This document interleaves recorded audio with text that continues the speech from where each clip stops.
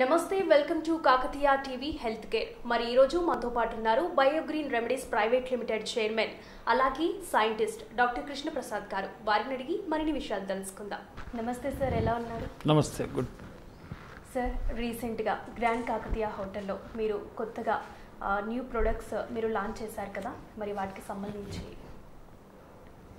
New products ఏం కాదు ఒకటి న్యూ ప్రోడక్ట్ ఒకటేమో క్లినికల్ ట్రయల్స్ యొక్క రిజల్ట్స్ని షేర్ చేయడం జరిగింది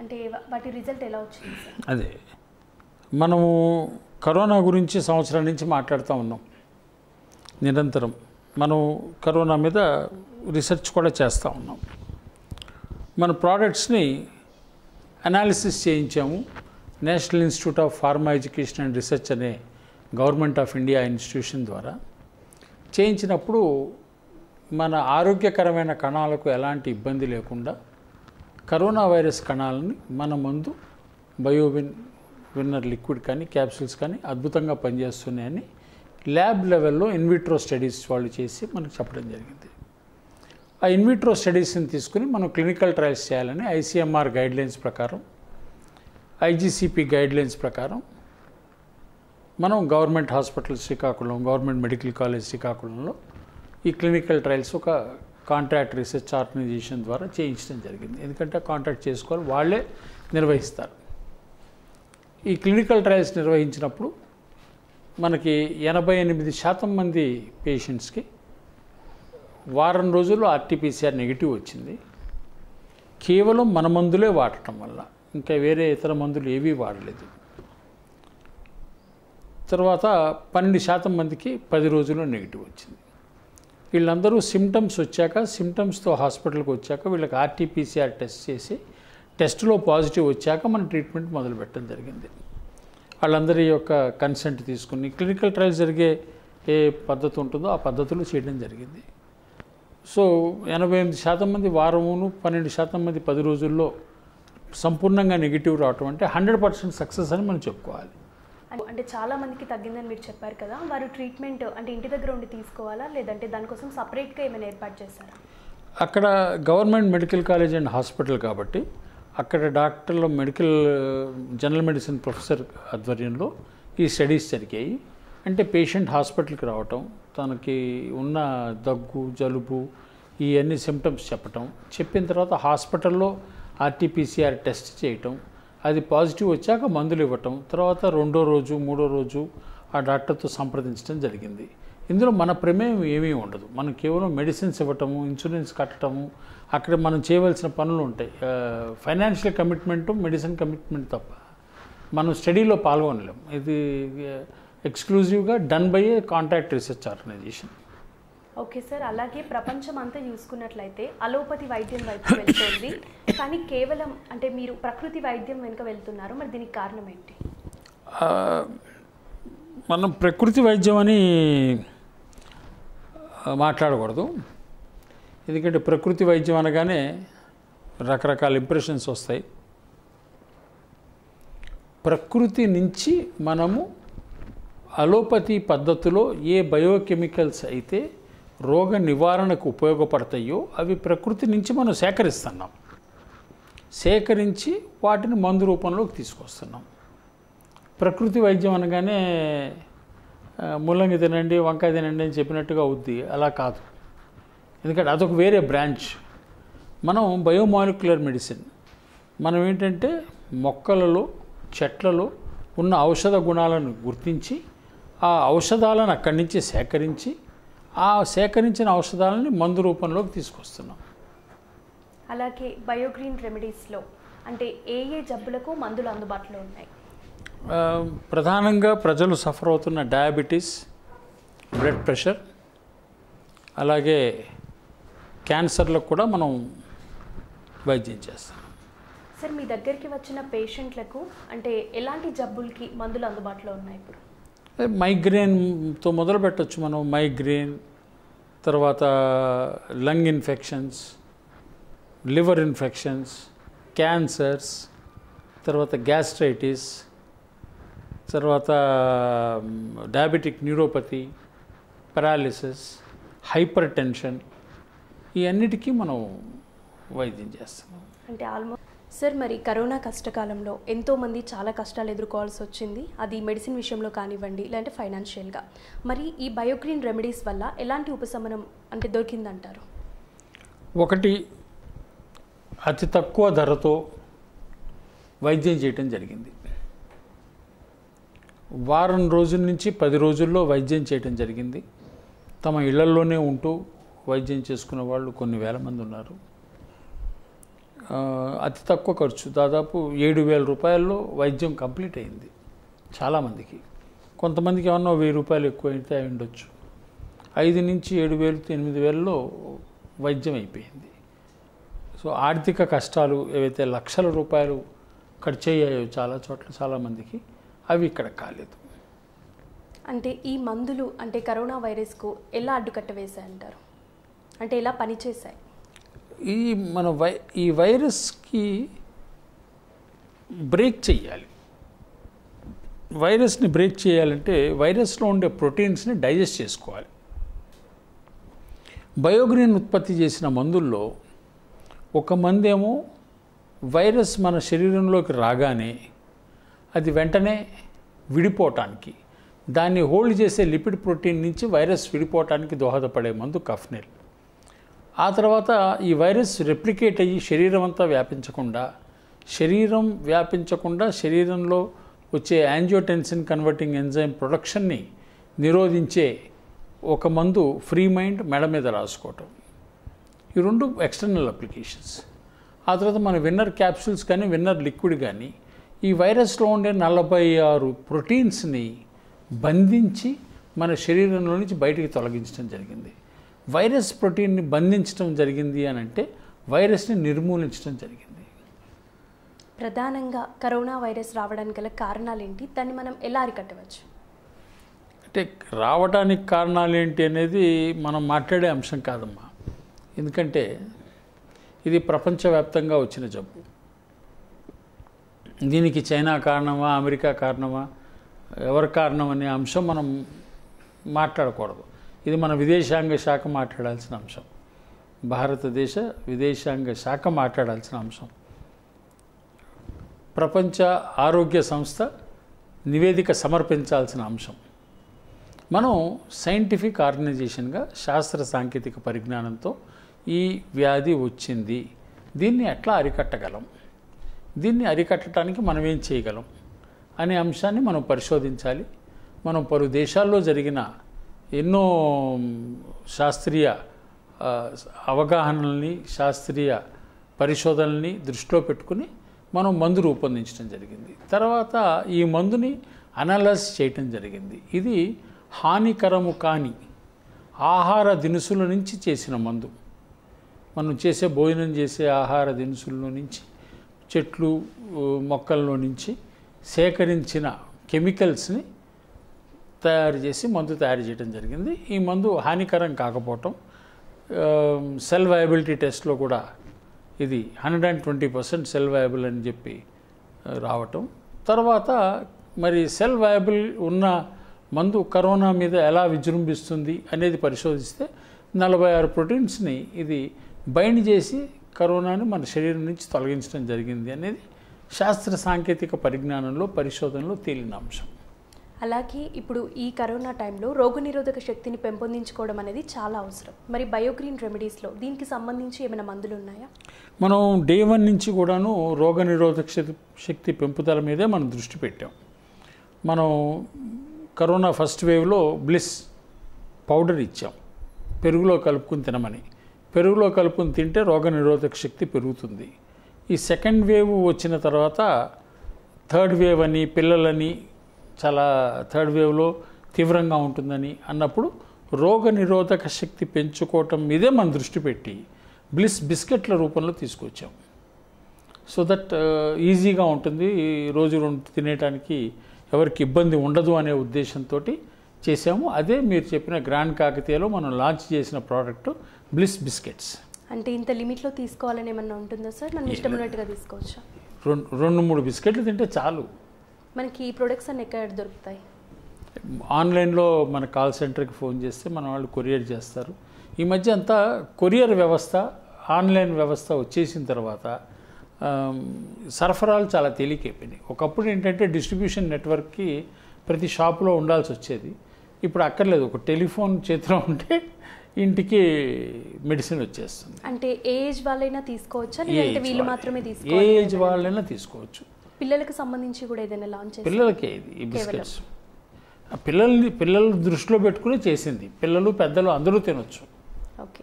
అంటే తిన్న తర్వాత ఇలా ఉండాలి, తినక ముందు ఏదైనా పాటించాలి అలాంటి ఏమీ లేదు. మన రెగ్యులర్ బిస్కెట్స్ లా తీసుకోవచ్చు మనం. సార్ అలాగే మరి అంటే రీసెంట్గా మీరు బయోగ్రీన్ రెమెడీస్కి సంబంధించి సక్సెస్ మీట్ ఏర్పాటు చేశారు. అంటే ఎగ్జిబిషన్ గ్రౌండ్లో మీకు ఎలా అనిపించింది? అంటే ఎంతోమంది తగ్గిన వాళ్ళు అక్కడికి రావడం జరిగింది. అది సక్సెస్ మీట్ కాదు, సక్సెస్ మీట్ గ్రాండ్ కాకతీయలో పెట్టాము. కొంతమంది అక్కడ డాక్టర్స్ డే సందర్భంగా అభినందన సభ పెట్టాం. ఎందుకంటే కరోనా కాలంలో చాలామంది డాక్టర్లు పగలు రాత్రి పనిచేశారు మన మందుల్ని సరఫరా చేయటంలో కానీ, బోల్డ్ ఎంతమంది పేషెంట్లని చూడటం కానీ, పేషెంట్లకి వైద్యం అందించడంలో వాళ్ళందరినీ మనం ఆ రోజున సన్మానం చేసుకోవడం కోసం అభినందన సభ పెట్టాం. అదేంటంటే వాళ్ళందరూ కలిసి నన్ను అభినందించడం జరిగింది. సరే. అలాగే మీరు క్లినికల్ ట్రయల్స్ కూడా నిర్వహించారని చెప్పారు కదా, దానికి ఎంతకాలం పట్టింది? మొత్తం 9 నెలలు పట్టిందండి అంతా స్టడీ అంతా కంప్లీట్ చేయడానికి.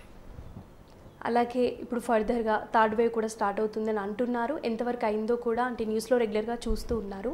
ఎలాంటి జాగ్రత్తలు తీసుకుంటే బాగుంటుందంటారు? ఇప్పుడు ఈ వైరస్ ముటేషన్స్ చెందుతుంది. ముటేషన్స్ చాలా తీవ్ర రూపంలో ఉంటాయి అని శాస్త్రవేత్తలు చెప్తున్నారు. మన గత అనుభవం కనుక చూసుకుంటే ఫస్ట్ వేవ్ కన్నా సెకండ్ వేవ్ తీవ్రంగానే ఉండింది. ఇక థర్డ్ వేవ్ కూడా ఉండదు అనే ప్రసక్తి లేదు. ఈ థర్డ్ వేవ్ ఫోర్త్ వేవ్ తగ్గించాలి, ఎదుర్కోవాలి అంటే రోగనిరోధక శక్తి పెంచుకోవటం తప్ప మన దగ్గర వేరే మార్గం లేదు. దీని తీవ్రత గురించి మాట్లాడాలి అని అంటే గార్డియన్ పత్రిక సిడ్నీ లాక్డౌన్ కన్నా ముందు సిడ్నీలో జరిగిన సంఘటనలు చెప్పింది. ఏమని? కొన్ని సెకండ్లలోనే కొన్ని వందల మందికి వ్యాధి వ్యాపించింది కాబట్టి సిడ్నీ లాక్డౌన్ సీసీటీవీ కెమెరాల్లో చూసి చేశాము అని. అంటే థర్డ్ వేవ్లో వచ్చే డెల్టా ప్లస్ వేరియంట్ యొక్క తీవ్ర రూపం అక్కడ అర్థమైంది. మన దేశంలో కూడా తమిళనాడులో, మహారాష్ట్రలో కొన్ని చోట్ల జినోమ్ టెస్టింగ్ చేసినప్పుడు ఈ వేరియంట్ వచ్చింది అని మనకి వార్తలు ఉన్నాయి. సో ఇది తీవ్రంగా త్వరగా వ్యాప్తి చెందే వైరస్ అని, వేరియంట్ అని ప్రచారంలో ఉంది. అలాంటప్పుడు జాగ్రత్తలు చాలా తీసుకోవాల్సిన అవసరం. సార్ ఇప్పుడు బయోగ్రీన్ రెమెడీస్ మందులు కరోనా వచ్చిన వాళ్ళకా లేదంటే రాకుండా జాగ్రత్తలు తీసుకునే వాళ్ళకా? రోగనిరోధక శక్తి పెంచుకోమంటున్నప్పుడు రాకుండా జాగ్రత్తలు తీసుకోవడానికి మనం చాలామందికి ఫస్ట్ వేవ్ మొదలైనప్పుడు ప్రివెంటివ్గా ఇవ్వటం జరిగింది. చాలామంది మనం సంప్రదించి ప్రివెంటివ్ మెడిసిన్స్ తీసుకున్న వాళ్ళలో చాలా కొద్ది శాతం మందికి మాత్రమే మైల్డ్ ఇన్ఫెక్షన్ వచ్చింది. సో చాలామందికి రోగ నిరోధక శక్తి పెంచడంలో, వ్యాధి నివారించడంలో మన మందులు సఫలీకృతమయ్యాయి. అలాగే బయోగ్రీన్ రెమెడీస్కి సంబంధించి ఫ్యూచర్లో ఎలాంటి ప్లాన్స్ ఉన్నాయి? ఇంకా ఏముంటాయి, మనం రీసెర్చ్ కంపెనీ నిత్యం రీసెర్చ్ చేస్తూనే ఉంటాం. క్యాన్సర్ డ్రగ్స్ని ఇంకా ఇంప్రూవ్ చేసే ప్రయత్నంలో ఉన్నాం. తర్వాత healthy food, healthy life style చేసే కార్యక్రమంలో ఉన్నాం. తర్వాత హెల్దీ లైఫ్ని ఎన్హాన్స్ చేసే ప్రయత్నంలో ఉన్నాం. చాలా ప్రోడక్ట్స్ పైప్లైన్లో ఉన్నాయి, ఇవన్నీ వస్తాయి.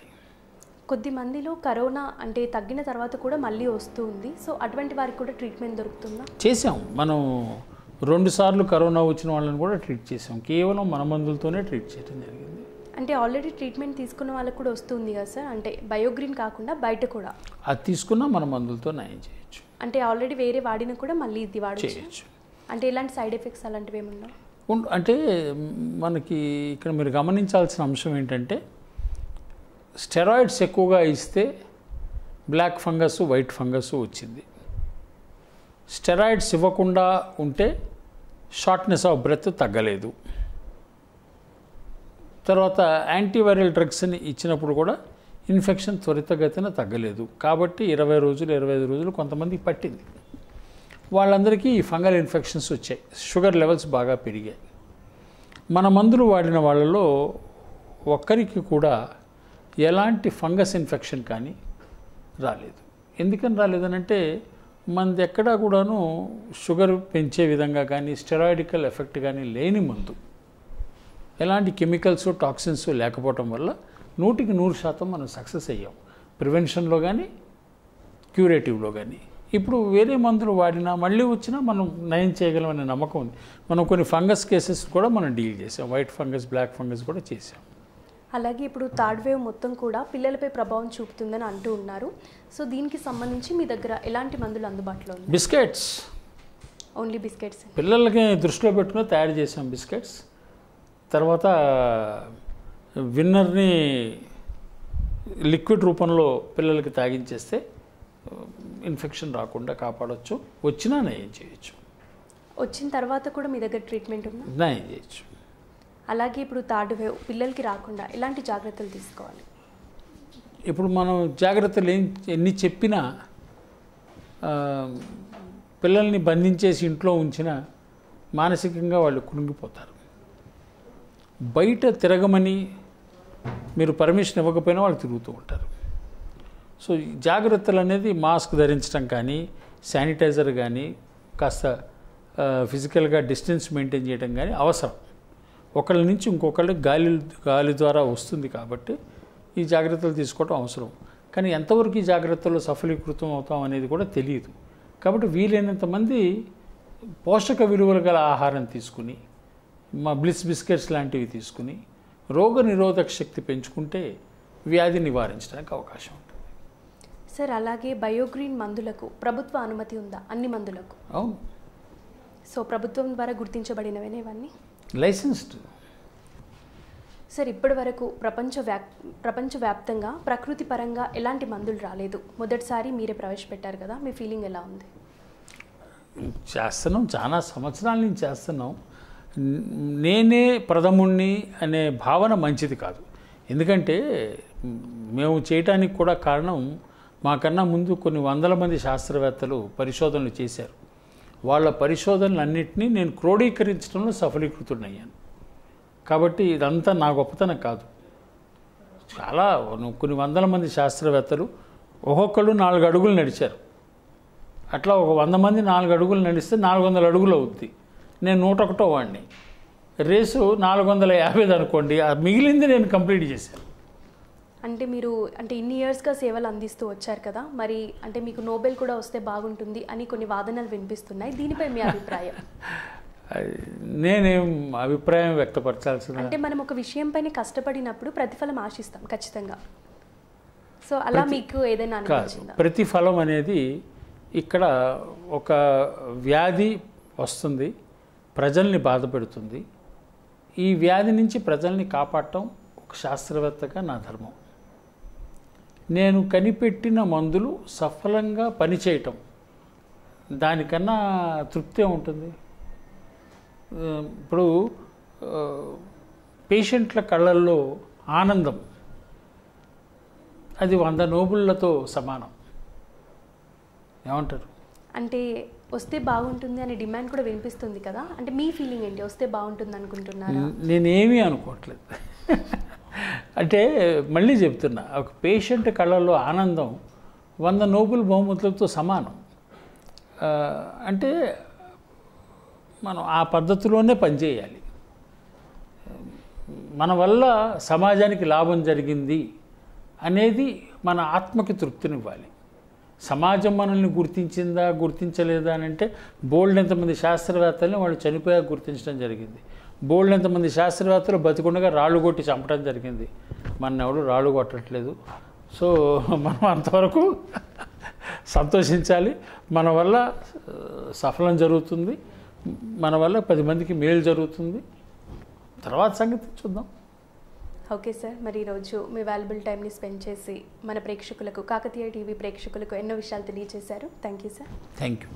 చూశారు కదా కాకతీయ టీవీ హెల్త్ కేర్లో ఈరోజు బయోగ్రీన్ రెమెడీస్లో మనకి ఎలాంటి మందులు అందుబాటులో ఉన్నాయి, వాటిని వాడడం వల్ల మనకి ఎలాంటి లాభాలు ఉన్నాయి, ఇలాంటి ఎన్నో విషయాలు మనకి సైంటిస్ట్ కృష్ణప్రసాద్ గారు తెలియజేయడం జరిగింది. మరో ఎపిసోడ్లో మరొకరితో కలుద్దాం. అంతవరకు సెలవు. నమస్తే. Hello everybody, this is Lipsika. Please subscribe to Kakatiya TV. Please subscribe to Kakatiya TV. Please subscribe. Push subscribe. Please subscribe. Hi, nenu RJ Kajal. Subscribe to Kakatiya TV. Chala interesting updates and interesting content untundi Kakatiya TV lo. So definitely ga subscribe cheskondi and kinda kanipustunna bell icon ni kuda meeru nokkite meeku instant ga upload chesina ventane notification kuda vastundi kabatti do subscribe.